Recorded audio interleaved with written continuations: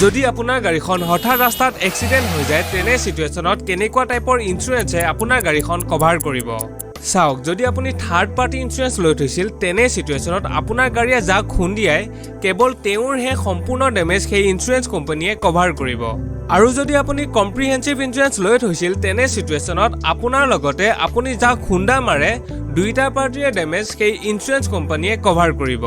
এই কেছটোত আপোনাৰ গাড়ীখনৰ মেটেল পাৰ্টছবোৰত সম্পূৰ্ণ 100% কভাৰেজ লাভ কৰিব কিন্তু প্লাষ্টিক গ্লাছ ৰবৰ পাৰ্টছবোৰত কেৱল 50% কভাৰেজে লাভ কৰিব ইয়াৰ বাহিৰে যদি আপুনি কোনো ধৰণৰ এড অন লৈ ৰাখে যেনে জিৰ' ডেপ্ৰিচিয়েচন এড অন ইয়াত আপুনি প্লাষ্টিক গ্লাছ ৰবৰৰ সম্পূৰ্ণ 100% কভাৰেজ লাভ কৰিব পুৰা বাম্পাৰ টু বাম্পাৰ আৰু যদি আপোনাৰ লগত return to invoice add on থাকে তেনে সিচুৱেশ্যনত আপোনাৰ গাড়ীখন যিমানেই ডেমেজ নহওক কিয় আপোনাৰ গাড়ীখন যদি ৰিপেয়াৰেবল নহয় তেন্তে আপোনাৰ গাড়ীৰ সম্পূৰ্ণ এমাউণ্ট লাভ কৰিব সো এই ভিডিঅ'টো সেই সকল ব্যক্তিলৈ শ্বেয়াৰ কৰি দিয়ক যিসকলে ইন্সুৰেন্সৰ বিষয়ে বুজিবলৈ প্ৰব্লেম পায় আৰু লগতে কওঁ যে যদি আপুনি যিকোনো গাড়ী ইন্সুৰেন্স আমাৰ দ্বাৰা কৰিব বিচাৰে সেয়াও সম্পূৰ্ণ মাৰ্কেটৰ বেষ্ট ডিসকাউণ্টৰ সৈতে তেন্তে স্ক্ৰীনত দিয়া নম্বৰত এতিয়াই হোৱাটছআপ কৰক মই নিজেই পাৰ্সোনেলি আপোনাৰ লগত কথা পাতিম